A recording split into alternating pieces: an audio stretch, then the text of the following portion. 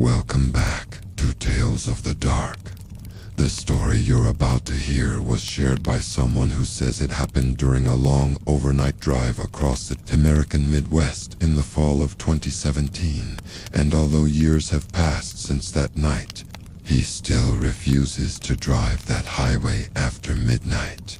It started around 11:30 p.m. when he left a small town after visiting a friend and began the 3-hour drive back home. The route he took was a long stretch of rural highway that cut through miles of farmland and wooded areas. The kind of road where you can drive for 20 minutes without seeing another car. The sky was completely dark except for the headlights stretching across the asphalt and the occasional reflective road signs glowing in the distance. At first, everything felt normal. The radio played quietly and the road ahead was empty. Around midnight, he noticed something strange about the drive. He hadn't passed a single vehicle in nearly 40 minutes, not one set of headlights in either direction. That alone wasn't impossible, but it felt unusual. Eventually, he approached a section of the highway where the trees grew closer to the road, forming a narrow corridor of darkness on both sides. As he rounded a slight bend, his headlights illuminated something standing near the shoulder of the road ahead. At first, he thought it was a deer, but as the car got closer, he realized it was a person. A woman stood at the edge of the pavement, wearing what looked like a long, pale coat. She wasn't waving for help. She wasn't moving at all. She was simply standing there facing the road. He slowed down instinctively, unsure what to do. The nearest town was at least 20 miles away, and seeing someone alone on that highway at midnight felt unsettling.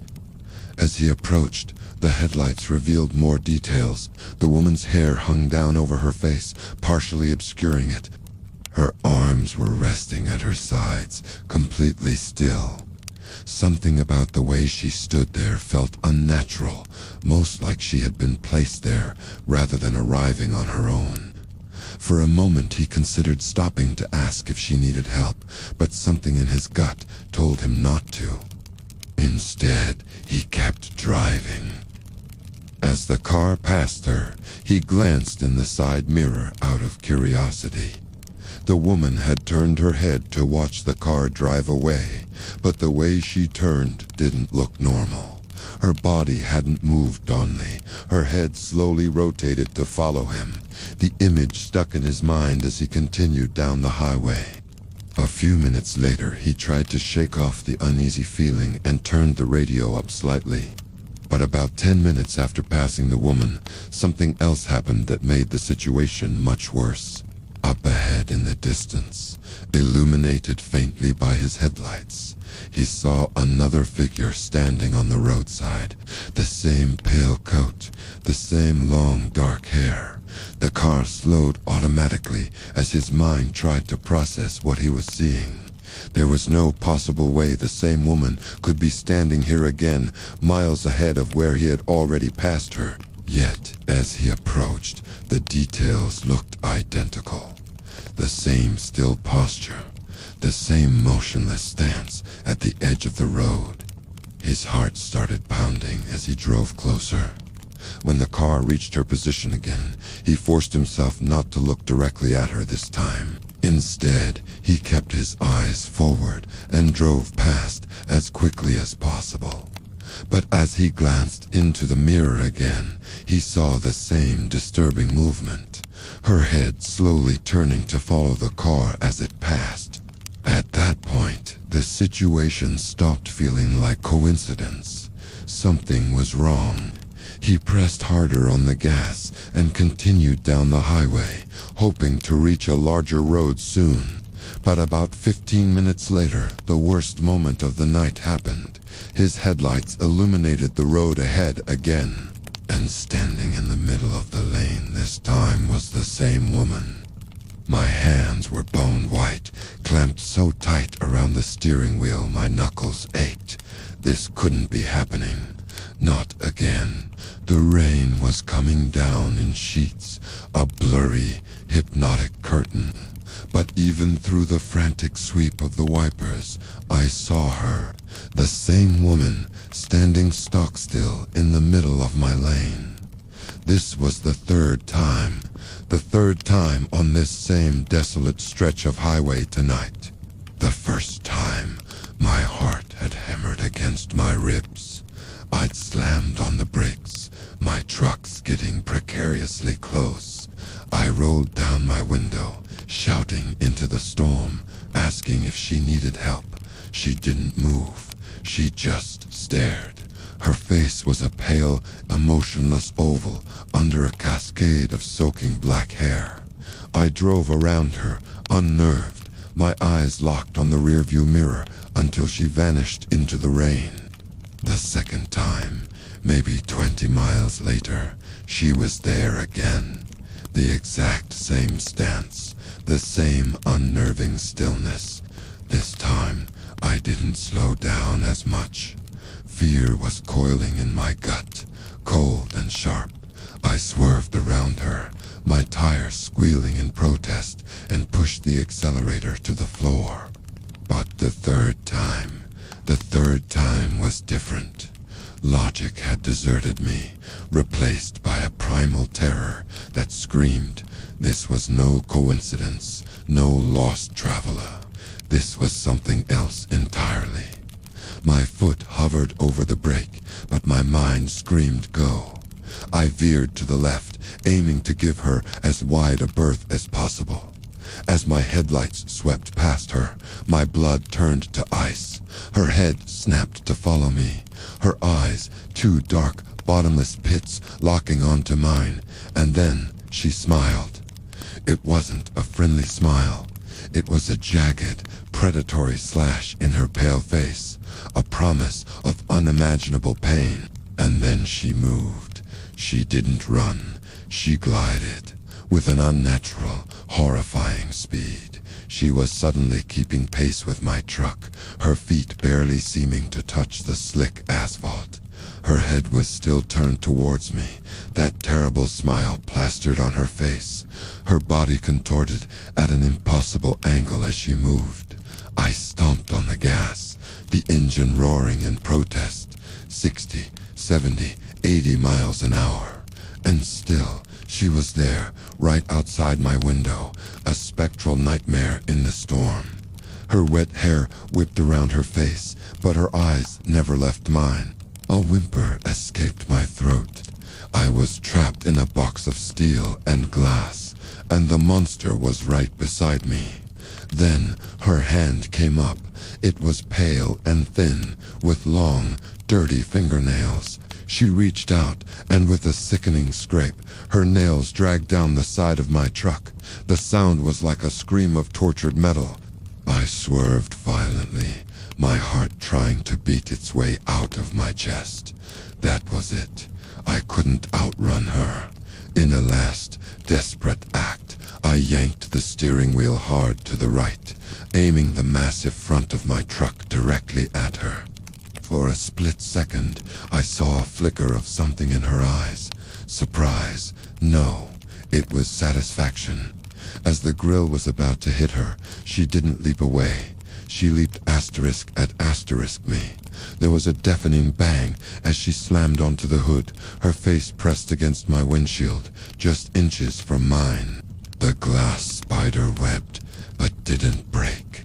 Her smile was gone, replaced by a look of pure, concentrated malice. Her dark eyes bored into me, and I felt something break inside my mind. I screamed, a raw, ragged sound of pure terror. I couldn't think. I could only react. I slammed on the brakes, then floored the accelerator again and again, bucking the truck like a wild animal.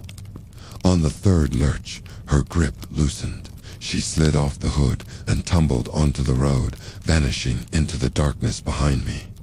I didn't wait to see if she'd get up. I just drove. I drove with tears and snot streaming down my face, my entire body shaking uncontrollably. I didn't stop until the sun came up and the concrete towers of a city were around me. The first week was a blur of sleepless nights and caffeine-fueled days. I sold the truck immediately. The dealership owner gave me a strange look when he saw the deep, gouging scratches down the passenger side, but he didn't ask questions. I took the loss. I just needed it gone. I moved into a new apartment on the 15th floor, thinking the height would make me feel safe. It didn't. Every time I looked out the window, my eyes were drawn to the street below, scanning the crowds for a flash of a pale coat, a curtain of dark hair. Sleep offered no escape. My dreams were a relentless replay of that night, but in them, the windshield always shattered. I'd wake up gasping for air, the phantom sensation of cold, wet hair against my skin. I started avoiding rain. A simple downpour would trigger a full-blown panic attack. I'd lock myself in my apartment, curtains drawn, until the sun came out again. My friends tried to help, suggesting therapy, medication. I tried both. The therapist called it a severe case of PTSD, a waking hallucination brought on by exhaustion. But the scratches on the truck, they were real. Weeks turned into months. The raw terror subsided into a dull, constant hum of anxiety. I started to believe I might have imagined the worst of it. Maybe it was just a person, and my tired mind had twisted it into something monstrous. I was starting to feel a fragile sense of normalcy return. That's when I saw her again. It wasn't on a dark highway. It was a Tuesday afternoon, in the middle of a bustling city. I was on a crowded bus, staring out the window at the blur of pedestrians, and there she was, standing on a street corner, perfectly still amidst the swirling chaos of people rushing past her. The same pale coat, the same dark hair hiding her face. No one else seemed to notice her. They flowed around her like a river around a stone. Our eyes met through the grimy bus window, and she smiled, that same jagged, predatory smile. The bus pulled away, but I knew it wasn't over. She wasn't tied to that highway. She was tied to me. The sightings became more frequent, a glimpse of her reflection in a shop window. A figure standing at the far end of a subway platform, just watching.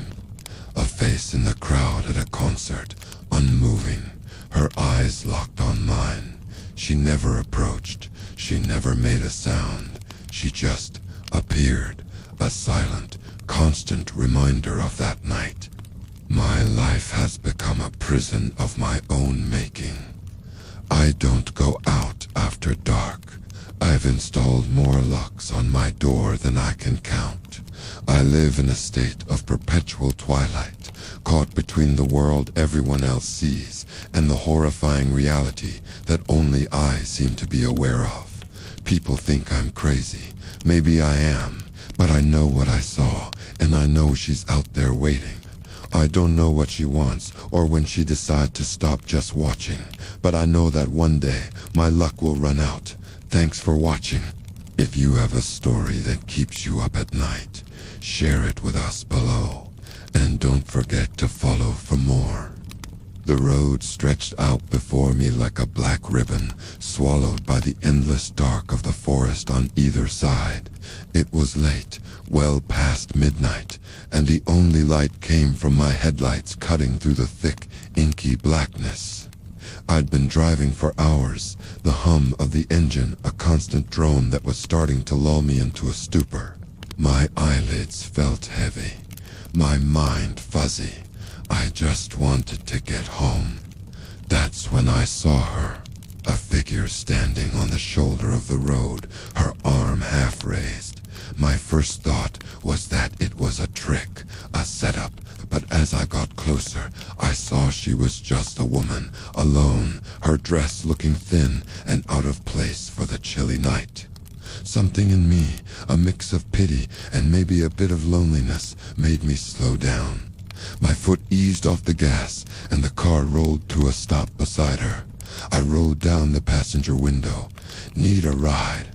I asked, trying to sound casual, not like a guy who's been watching too many true crime documentaries.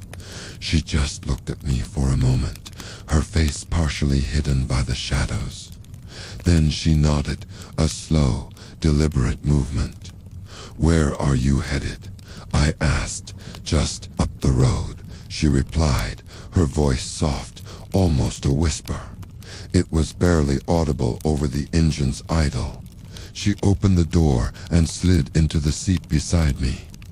A strange, cold air seemed to follow her into the car, carrying a faint scent of damp earth and something else, something like rain after a long drought. "Thanks," she said, pulling the door shut with a quiet click. I nodded, pulling back onto the empty road. "No problem. It's a bad night to be stranded out here." She didn't reply. We drove in silence for a few minutes. I glanced over at her. Her hair was dark and hung straight, framing a pale face. She stared straight ahead, her hands clasped tightly in her lap. The silence started to feel heavy, unnatural. I'm not a huge talker, but this was different. It felt like the air was being sucked out of the car. Did your car break down or something?" I tried again, just to fill the void.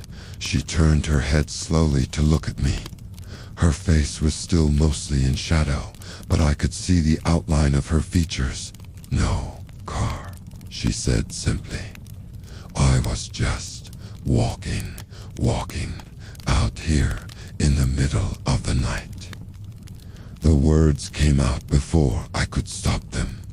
It just didn't make any sense. She just gave a tiny, almost imperceptible shrug and turned back to face the road. "Okay," I thought. Maybe she doesn't want to talk. I get it. I cranked up the radio a little, hoping some classic rock would lighten the mood. The music filled the car, but it felt like it was just floating on the surface of the silence, not breaking it. Another few miles crawled by. I found myself glancing at her more and more. Her stillness was unnerving. She didn't fidget, didn't look out the window, didn't seem to breathe. She just sat there, a perfectly still statue in my passenger seat. The scent of damp earth grew stronger, and I could swear the temperature in the car had dropped a few degrees. I checked the vents. The heat was on full blast. My own breath was starting to fog up the windshield. "Are you cold?" I asked, my voice a little tight. "I can turn the heat up more." She didn't answer right away. "Then I'm always cold." Her voice was flat, emotionless. A shiver that had nothing to do with the temperature ran down my spine. This was getting weird. Really weird. I started to regret stopping. My heart was thumping a little faster now, a nervous rhythm against my ribs. I tried to focus on the road, on the yellow lines that appeared and disappeared under my headlights.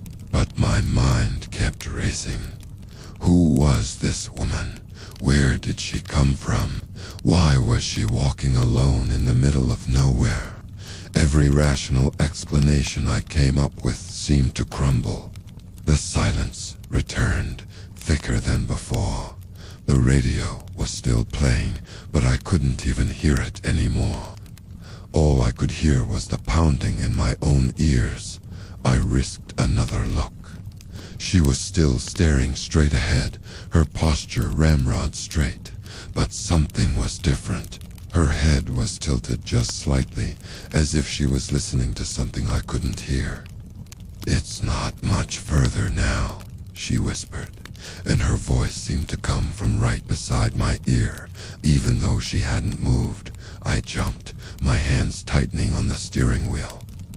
"How do you know where I'm going?" I asked, trying to keep my voice steady. I hadn't even told her my destination. "I know," was all she said. The hair on the back of my neck stood up. My palms were sweating. I felt a primal fear begin to bubble up from my gut. This wasn't right. This wasn't a normal person. My mind screamed at me to pull over, to tell her to get out. But I was frozen, paralyzed by a fear so deep it felt ancient. We passed an old, weathered mile marker. I knew this stretch of road. There was a sharp turn just ahead, one that had a reputation.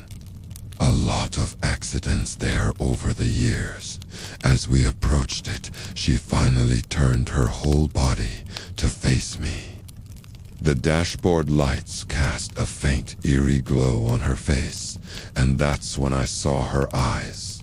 They were completely, utterly black. No whites, no irises, just two pools of endless, fathomless darkness that seemed to drink the light from the car. I stared into them, and I felt like I was falling. I saw stars and voids, galaxies being born and dying. I felt a terror so profound it stole the air from my lungs. My foot slammed on the brake, purely on instinct. The car screeched, tires protesting as it swerved violently across the road, stopping just inches from the guardrail of the sharp turn. My heart felt like it was going to explode out of my chest. I was breathing in ragged, panicked gasps.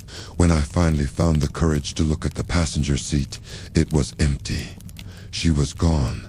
The door hadn't opened. There was no sound. She had just vanished. The passenger door was still locked. I sat there for what felt like an eternity, shaking, staring at the empty seat. The world outside was silent again, just the hum of my engine and the whisper of the wind through the trees. I slowly put the car in drive and pulled away, my eyes glued to the rearview mirror. The road behind me was empty. I drove the rest of the way home in a state of pure terror, expecting to see those black eyes staring back at me in the reflection at any moment. I never drove that road at night again. Sometimes, when I'm about to fall asleep, I see her face. I see those dark, empty eyes, and I feel that same chilling cold. I don't know what I picked up that night, but I know it wasn't human, and I know it's still out there, walking that lonely road, waiting in the dark. Thanks for watching. If you enjoyed this story, make sure to like and subscribe for more chills. Stay safe out there. The rain had been lashing down for hours, turning the highway into a slick, black mirror that reflected nothing but the endless night. I was on hour 10 of a cross-country haul, my eyes burning, my mind a foggy mess of caffeine and exhaustion.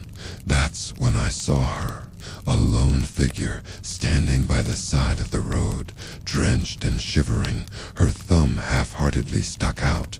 Common sense, every trucker's instinct, screamed to keep going. But something about her, the vulnerability, the sheer desperation in her posture, it pulled at a part of me I thought had long since hardened. So, I did what you're never supposed to do. I pulled over. The air brakes hissed, cutting through the drumming of the rain. She ran to the passenger door, her face a pale oval in the dim glow of my dashboard lights. She couldn't have been more than 20. Soaked brown hair was plastered to her cheeks, and her eyes. Her eyes were huge, dark pools of something I couldn't quite name. Fear, sadness, it was deeper than that. "Thank you," she whispered, her voice barely audible over the storm as she climbed in. I thought I'd be out here all night. She pulled her thin jacket tighter around herself. No problem, I said, trying for a reassuring smile. Where you headed? She just pointed a trembling finger forward. Just up the road a ways. I nodded, putting the truck back in gear. The silence that fell between us was heavy, thick with the smell of rain and damp earth. I tried to make small talk, asking her name, where she was from. She just shook her head, her gaze fixed on the road ahead. It doesn't matter, she'd say, her voice as flat and empty as the highway stretching before us. The cab, which was usually my sanctuary, suddenly felt cold. A chill that had nothing to do with the weather seeped into my bones. I cranked up the heat, but it didn't help. We drove for what felt like an eternity. The rain let up a little, but the fog rolled in to take its place, thick and white, swallowing the headlights just a few feet in front of the grill. The only sound was the rhythmic thump of the windshield wipers. I chanced a glance at her. She was staring straight ahead, her face completely expressionless, but her hands, they were clenched so tightly in her lap that her knuckles were white. Then she spoke, her voice cutting through the silence like a shard of glass. This is where it happened. Where what happened? I asked, my own voice sounding tight.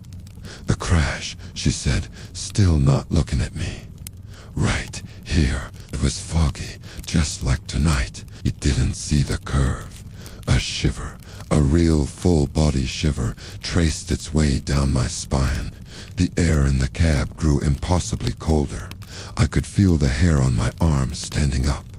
I gripped the steering wheel, my knuckles matching hers. That's terrible. I managed to stammer out. She turned to look at me then, and I swear, for a second, her eyes seemed to glow with an eerie, internal light. He promised he'd come back for me, she said, her voice filled with a chilling, heartbreaking sorrow. He promised. My heart was hammering against my ribs. This wasn't right. Nothing about this was right. I needed her out of my truck. Now, I saw a pair of flickering lights up ahead, an all-night diner, a beacon of warmth and normalcy in the suffocating fog. Look, I said, trying to keep my voice steady. There's a diner. You can get warm, get a coffee, call someone. She didn't respond. I pulled into the gravel parking lot, the tires crunching loudly. The relief I felt was so immense it was almost painful. I turned to her, a forced smile on my face. Here we are, safe and sound, but the passenger seat was empty. I stared. She was just gone. The door hadn't opened. I would have heard it. I would have felt the cold rush of air. But the seat was empty. The seatbelt still clicked into place. The only sign she'd ever been there was a small, damp patch on the fabric and the lingering, bone-deep chill that had now taken root in my soul. I scrambled out of the cab, my breath fogging in the air, and ran inside the diner. The place was nearly empty. Just a tired-looking waitress wiping down the counter and an old-timer sipping coffee in a corner booth. "Did you see a girl?" I asked, my voice frantic. Young brown hair, soaking wet. The waitress just looked at me with pity. "Son, you better sit down. You look like you've seen a ghost." She poured me a coffee without asking. "Been driving that stretch of Highway 19 long?" "First time on this particular route," I mumbled, my hands shaking so badly I could barely hold the mug. She nodded slowly. "Thought so. 20 years ago, a young couple crashed out there on that sharp curve, about 5 miles back. Fog, just like tonight. The boy was thrown clear, survived with a few broken bones, but the girl, they didn't find her body for days. He swore he'd go back for her, lost his mind with grief, they said, never was the same. My blood ran cold. I could hear the girl's voice in my head. He promised he'd come back for me. The old-timer in the corner spoke up then, his voice raspy. Every few years a driver comes in here, white as a sheet, asking about a girl they just picked up. You're not the first, and you won't be the last. She's still out there, still waiting for him to keep his promise. I didn't finish the coffee. I drove straight through to my destination. The sun coming up never felt so good, but the encounter changed me. I sold my rig a few months later. I couldn't stand the solitude of the open road anymore, the way the shadows played tricks on you in the dead of night. I took a local job, home every evening. I thought I could leave it behind me. I was wrong. It's been years, but I still feel that chill sometimes, even on the warmest days. I avoid driving at night, especially in the rain or fog. My wife says I'm paranoid, that I jump at every little noise. She's right, but she doesn't know why. She doesn't know what it's like to have shared a ride with a memory. And the worst part, the part that keeps me awake at night, staring at the ceiling. Sometimes, when I'm alone, I hear it, a faint, desperate whisper, carried on the wind, he promised. But lately, it's gotten worse. It's not just a whisper anymore. A few nights ago, I woke up in a cold sweat. For just a moment, I thought I saw a figure standing in the corner of my bedroom, a pale, shimmering outline of a girl with dark, sorrowful eyes. I blinked, and she was gone. Was it a dream? I tried to tell myself it was. But last night, as I was locking up, I glanced at my car parked in the driveway, and I swear I saw her just for a second, sitting in the passenger seat.